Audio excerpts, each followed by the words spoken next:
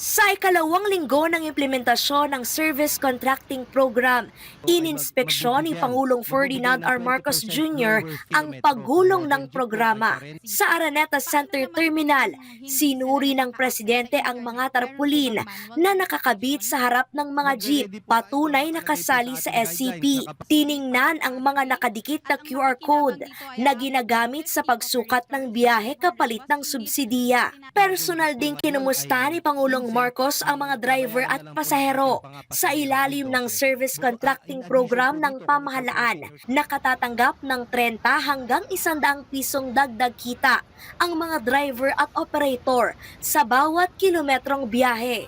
Masyado mataas ang presyo ng langis, masyado mataas ang presyo ng diesel, ay hindi na sila kikita. Pag hindi na sila kumikita, hindi na sila lalabas. Wala nang kayong sasakyan. Kaya unang-una, susuportahan natin yung mga driver, yung mga operator.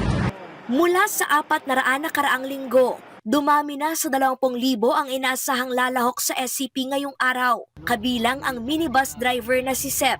Mula 600 piso lamang nakita dahil sa mahal na presyo ng langis. Inaasahang madaragdagan ito ng hanggang 15,000 piso. Bukod sa kikitain namin maghapon, may inaasahan pa kami sa maghapon sa na tulong galing sa gobyerno. Kaya natutuwa po talaga kami. Dadagdag ko sa mga pangangailangan ng anak ko siyempre, tsaka pangangailangan ko din. Nagpe-pay out na tayo today, no? Yung mga nagbiyahe noong Wednesday, just to show them na hindi inaabot ng buwan-buwan po ito. 3 to 5 days, mababayaran kayo. Kapalit nito ang pagbibigay ng 40% diskwento sa pamasahe ng mga nakatatanda, may kapansanan at estudyante. 20% naman ang bawas sa mga regular na pasahero, tulad ni Cynthia. Kaya imbes na 64 pesos mula Cubao hanggang Bulacan, higit 50 pesos na lang ang kanyang binayaran. May 3 akong nag-aaral na anak, tapos may baby ako. So, yung magtitipid kong discount dito, yun nga po, mabibili ko siya ng ano pang kailangan sa bahay, kaya diaper, pandagdag. Higit 800 ruta ang masaserbisyuhan ng Service Contracting Program.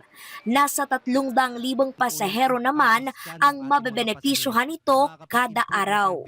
Kalezal Pardilia para sa Pambansang TV sa Bagong Pilipinas.